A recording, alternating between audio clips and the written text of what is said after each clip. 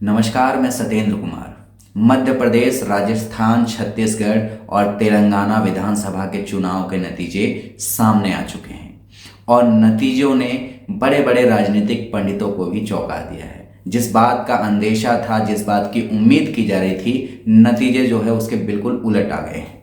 राजस्थान, छत्तीसगढ़ और मध्य प्रदेश में बीजेपी पूर्ण बहुमत के साथ सरकार बना रही है और इन नतीजों का विश्लेषण करना बहुत ही ज़रूरी है। सुबह से ही चुनावी नतीजों के बाद सारे मीडिया हाउसेस में इस बात की चर्चा है कि मोदी मैजिक चल गया है और कांग्रेस जो है बिल्कुल एकदम क्लीन बोल्ड हो गई है। और साफ जाहिर है, ये दिख भी रहा है कि मोदी मैजिक जो है वो चलता हुआ नज़र आ रहा है और कांग्रेस जो है वो बिल्कुल स्वीप आउट हो गई है। 3 राज्यों की अगर हम बात करें तो, लेकिन तेलंगाना में कांग्रेस ने जो है बहुमत पाया है। लेकिन क्या वजह रही कि 3 राज्यों में जो है कांग्रेस पिछड़ गई और बीजेपी जो है, जिसकी उम्मीद नहीं थी, शायद बीजेपी को भी ये उम्मीद नहीं होगी कि वो इतने बहुमत से जो है इन 3 राज्यों में अपनी सरकार बना लेगी। तो क्या जो कांग्रेस के जो मुद्दे थे, जो जातिगत जनगणना के उसने मुद्दे उठाए हैं और जिसकी जितनी हिस्सेदारी हो उसकी उतनी भागीदारी, सामाजिक न्याय की जो बात करी कांग्रेस ने, ये जो है इस तरीके की बातें क्या कांग्रेस को उल्टी पड़ गई या फिर जो है बीजेपी ने जिस चुनावी एजेंडों को लेकर जो मैदान में उतरी थी, चाहे वो हम मंदिर की बात करें, चाहे जिस प्रकार से हिंदू मुस्लिम सांप्रदायिकरण हुआ राजस्थान में, जो है कन्हैया कुमार जो है उनके हत्या के मामले को जिस प्रकार से सांप्रदायिक रंग देने की कोशिश की गई, क्या जो है ये मुद्दे या फिर आर्टिकल 370 का मुद्दा हो, जिस ये सब चुनावी मुद्दे जो हैं बीजेपी मैदान में लेकर उतरी थी, ये सब चुनावी मुद्दे क्या भारी पड़ गए कांग्रेस के जो जातिगत जनगणना का जो मुद्दा है, सामाजिक न्याय का जो मुद्दा है, गरीबों की बात कर रहे थे। राहुल गांधी जो हैं वो हर जगह आम जनता के साथ दिखाई पड़ रहे थे। इस बार जमीनी रूप से उन्होंने काफ़ी काम किया और इतना सब काम होने के बावजूद भी जो है कांग्रेस जो है उसको शिकस्त मिली। तो क्या ये मान लिया जाए कि जो जातिगत जनगणना की बात करेगा, सामाजिक न्याय की बात करेगा, गरीबों की बात करेगा, उसको जो है बहुमत नहीं मिल पाएगा?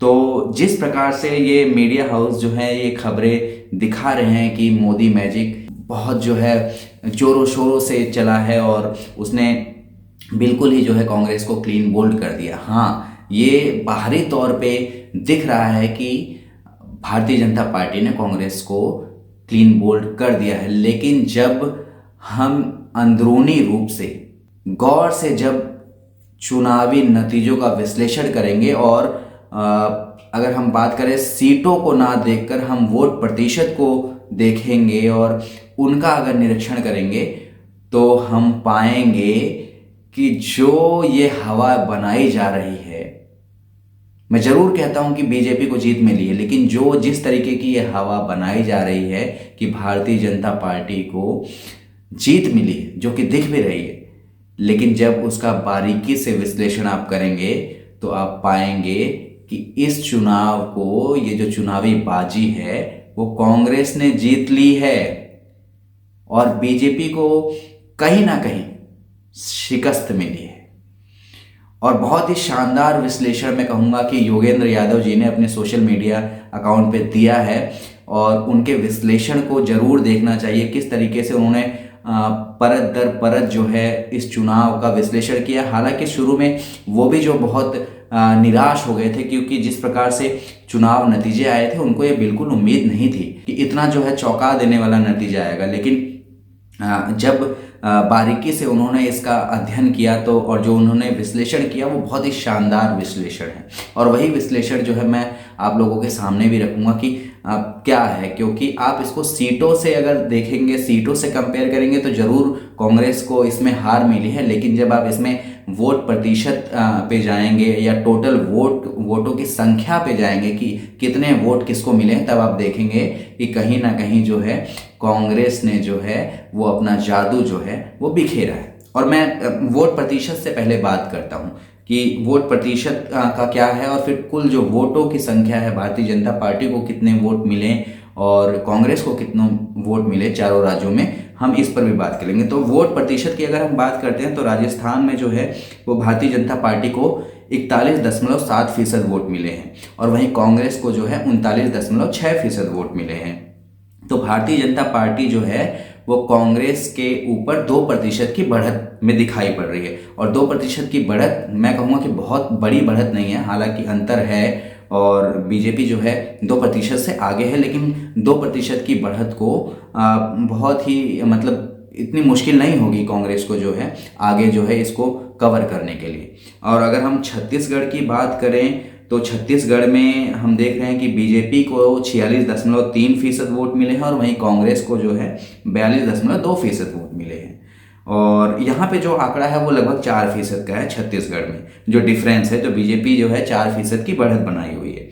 और मध्य प्रदेश में जो है वो जो है डिफरेंस जो है वो बड़ा है, वो अंतर बड़ा है, 9% का वोट परसेंट का जो डिफरेंस है मध्य प्रदेश में बीजेपी को मिले हैं 48.6% और वहीं कांग्रेस को मिले हैं 40%।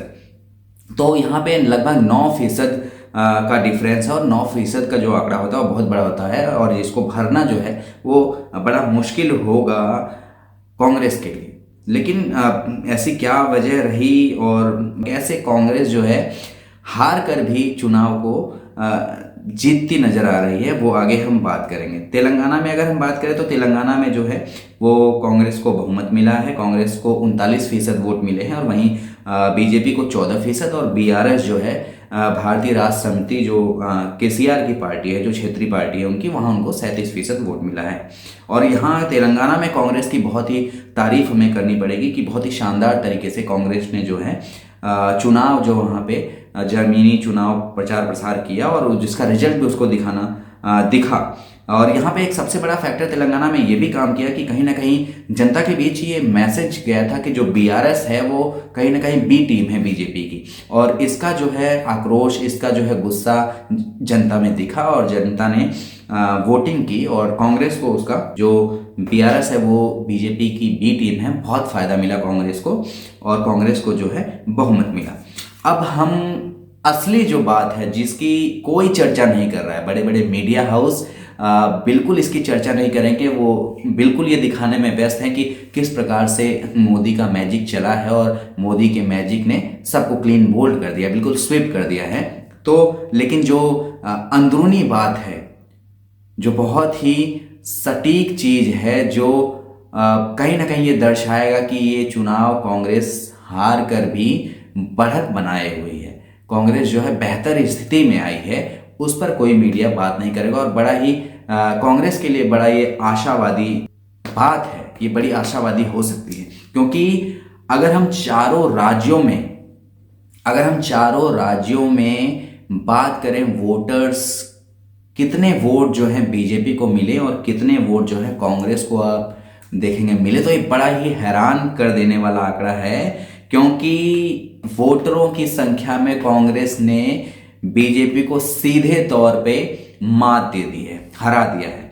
बीजेपी को कुल चारों राज्यों में जो वोट मिले हैं उनकी संख्या है 4,81,33,463 वोट, लेकिन सीटों के बिल्कुल उलट कांग्रेस ने यहां पे बीजेपी को पटकनी दे दी है, क्योंकि बीजेपी के जो 4,81,33,463 वोट मिले हैं उसकी तुलना में जो कांग्रेस को वोट मिले हैं वो 4,90,77,907 वोट मिले हैं। मतलब लगभग 9 लाख वोटों से कांग्रेस ने बीजेपी को शिकस्त दी है। और ये बात कोई नहीं बताएगा, क्योंकि बड़े बड़े मीडिया हाउस नहीं दिखाना चाहते हैं, उनके एजेंडे में नहीं है। उनके एजेंडे में है वो बताएंगे मोदी का मैजिक किस प्रकार से चल रहा है। जाहिर है मोदी का मैजिक है, तभी इतने बड़े तौर पे जो है जीत मिली है, लेकिन जो ये अंदरूनी बात है वो आपको कोई नहीं बताएगा। और मैं ये भी बात करूंगा कि अगर हम ये जो चुनावी जो वोटों की जो संख्या है, इसको हम अगर कन्वर्ट कर दें आगे लोकसभा में, अगर इतने ही वोट इन राज्यों में मिलते हैं भाजपा को और कांग्रेस को, तो क्या जो है आंकड़े हो जाएंगे, उस पर बात करेंगे। वो आप यहाँ पे जरा गौर से सुनिएगा। क्योंकि 2019 में मध्य प्रदेश में भाजपा को जो लोकसभा में जो उसने सीटें जो पाई थी वो 28 सीटें पाई थी और कांग्रेस को मात्र 1 सीट मिली थी। लेकिन अभी विधानसभा में जिस प्रकार से वोट मिले हैं, अगर उनको हम लोकसभा में तब्दील कर दें उतने ही नंबर को, तो आप देखोगे कि जिस प्रकार से 19 में 28 बीजेपी को मिली थी तो वो 2023 में 24 हो जाएगी, 24 सीटों पे ही सिमट जाएगी। और जबकि कांग्रेस को 1 सीट से 5 सीट मतलब 4 सीटों की बढ़त दिखाई नजर आती है कांग्रेस। तो मध्य प्रदेश में जो है 2019 के कंपैरिजन में कांग्रेस जो है बढ़त बनाए हुए है। और छत्तीसगढ़ में हम बात करेंगे तो 2019 में बीजेपी को जो है 9 सीटें थी और कांग्रेस को 2 लोकसभा की सीटें मिली। लेकिन अगर यही नतीजे अगर रहते हैं, विधानसभा के जो नतीजे हैं, तो बीजेपी 9 से घटकर 8 नंबर पे आ जाएगी और कांग्रेस 2 से घटकर 3 नंबर पे हो जाएगी। तो छत्तीसगढ़ में भी जो कांग्रेस है वो बढ़त बनाई हुई है।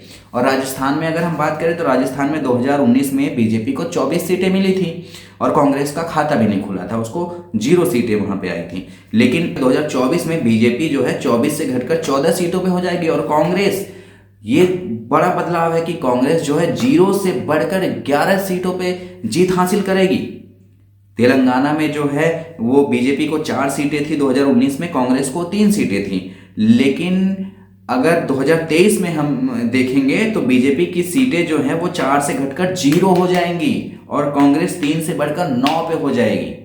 तो आप देखिए कि किस प्रकार, मतलब एक तरफ तो बीजेपी बड़े ही अंतराल से, बड़े ही अंतर से ये चुनाव जीत गई है कांग्रेस से। लेकिन अगर हम वोटर्स के नंबर पे जाएं कि कितने वोट किसको मिले हैं, तो कांग्रेस जो है बढ़त बढ़ाए हुए नजर दिखाई पड़ रही है, उसने बढ़त बनाई हुई है और ये बात आपको कोई नहीं बताएगा। तो कांग्रेस बिल्कुल भी जो है, कांग्रेस को निराश होने की जरूरत नहीं है कि उसने जिस तरीके से ये जो सामाजिक न्याय के मुद्दे उठाए हैं, जातिगत जनगणना के मुद्दे उठाए हैं, तो उन मुद्दों के चलते कांग्रेस को जो है ये सब मतलब जो है हार देखनी पड़ी है। हो सकता है ये एक फैक्टर हो सकता है, क्योंकि जिस प्रकार से कांग्रेस ये मुद्दे उठा रही थी, कांग्रेस का जो शीर्ष नेतृत्व है, जो केंद्रीय नेतृत्व है, वो इन मुद्दों को तो उठा रहा था, जातिगत जनगणना के मुद्दों को उठा रहा था और वो जो है सामाजिक न्याय के मुद्दों को उठा रहा था, गरीबों पिछड़ों की आवाज को उठा रहा था, जिसकी जितनी हिस्सेदारी उसकी उतनी भागीदारी, ये सब मुद्दे जो है उठा रहा था। लेकिन जो कांग्रेस का राज्य स्तर पर जो नेतृत्व है, चाहे वो कमलनाथ की बात हो, चाहे वो राजस्थान में अशोक गहलोत की बात हो, वो बिल्कुल भी जो है उनके जो मुद्दे थे वो शीर्ष के मुद्दों से बिल्कुल अलग दिखाई पड़ रहे थे। सामाजिक न्याय के मुद्दे जो हैं वो राज्य स्तर पर ना ही अशोक गहलोत को हम देख पाएंगे, जमीन पर कितना काम किया अशोक गहलोत ने, कितने लोगों तक कितनी रैलियां की उन्होंने, कितनी बात करी सामाजिक न्याय की, जातिगत जनगणना की। और वही बात कहूं कमलनाथ ने, उन्होंने क्या किया? खाली बागेश्वर धाम बाबा के चरणों को छू लेने से जो है उनकी भविष्यवाणी से चुनाव नहीं जीतेंगे आप। एक तरफ तो कांग्रेस में जो शीर्ष नेतृत्व राहुल गांधी हो और मल्लिकार्जुन खड़गे हों, जिस प्रकार से प्रियंका गांधी हों, जिस प्रकार से बड़े ही तेवरों के साथ बड़ी कड़ी मेहनत करके जमीन पर इन्होंने काम किया, सामाजिक न्याय के मुद्दों को उठाया। दूसरी तरफ जो है इनके जो मुख्यमंत्री पद के दावेदार हैं, कमलनाथ हो चाहे वो अशोक गहलोत हो, वो बिल्कुल जो है भिन्न दिखाई दे रहे थे, उनके मुद्दे बिल्कुल अलग थे। हाँ जरूर छत्तीसगढ़ में भूपेश बघेल का जो काम है वो काबिले तारीफ है, उन्होंने बहुत अच्छा काम किया उन्होंने, और सामाजिक न्याय के मुद्दे को भी उन्होंने उठाया। और जो है गांवों में, दूर दराज के क्षेत्रों में जो है भूपेश बघेल ने ज़्यादा काम किया। तो आप देखोगे कि भूपेश बघेल बेशक जो है वो हार गए हों, लेकिन जो हार जो है वो जो ज़्यादातर हार जो उनको मिली है वो शहरी क्षेत्रों में मिली है, क्योंकि शहरी क्षेत्रों में कहीं ना कहीं नाराजगी थी कि ये ग्रामीण क्षेत्रों में जो है ज़्यादातर इनका झुकाव है, तो ये वजह एक हो सकती है। लेकिन भूपेश बघेल का जो काम था वो काबिल तारीफ था। लेकिन वही कमलनाथ का काम हो चाहे वो अशोक गहलोत का काम हो, वो बिल्कुल जो है आपस में कोई सामंजस्य नहीं।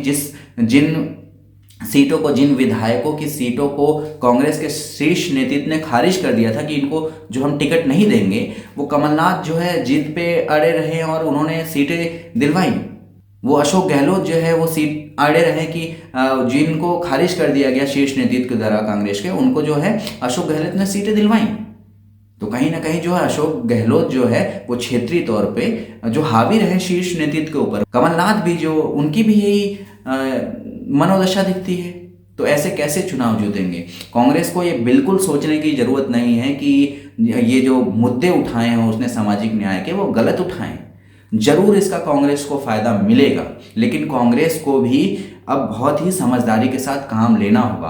कांग्रेस जो है ऐसा नहीं कर सकती, उनको जो है छोटे छोटे जो घटक दल हैं, जो क्षेत्रीय दल है, उनको अपने साथ में लाना होगा। बिना उसको अपने साथ में लाए जो है 2024 की राह जो है वो बहुत ही मुश्किल होने वाली है। आप देखिए, आजाद समाज पार्टी है, राष्ट्रीय लोकतांत्रिक पार्टी है और भारतीय आदिवासी पार्टी है। इन्होंने भी हालांकि सीटें वो ज़्यादा नहीं कर पाए, लेकिन उन्होंने अच्छा परफॉर्म किया है। अगर हम इनकी वोट प्रतिशत की बात करें तो राष्ट्रीय लोकतांत्रिक पार्टी हो गई, आरएलडी हो गई, आजाद समाज पार्टी हो गई, भारतीय आदिवासी पार्टी हो गई, इन्होंने जो काफ़ी अच्छा, अगर हम इनके टोटल जो वोट शेयर को हम जोड़ दें तो लगभग 6-7% जो है वोट जो है इनके पाले में गिरा है। और यही 6-7% का वोट अगर कांग्रेस इन पार्टियों को अपने साथ जोड़ लेती तो आज नज़ारा कुछ और होता, क्योंकि ज़्यादातर हम जो डिफरेंस देख रहे हैं, जो हार का आंकड़ा है वो 3 से 4-5% का है। मध्य प्रदेश में 8% गया है, लेकिन राजस्थान में देखो और छत्तीसगढ़ में देखो तो 3-4% के आंकड़े हैं। और अगर ये सही तौर तरीके से काम होता, सभी लोगों को जोड़ा जाता, तो जरूर कांग्रेस को इसका फायदा मिलता। तो 2024 में ये गलती दोबारा नहीं दोहरानी होगी कांग्रेस को, और सभी जो छोटे बड़े दो भी दल हैं जो वो उसको जोड़ना होगा बड़ी ही समझदारी तरीके से। और इंडिया गठबंधन है जो इस पे विशेष तौर पे जो है कांग्रेस को और बाकी इंडिया गठबंधन के जो भी दल है उनको काम करना पड़ेगा, क्योंकि बीजेपी ने जो भी अपने मुद्दे उठाए हैं उनको उसने पूरा किया है। चाहे वो आर्टिकल 370 की बात हो, उसने लागू किया है।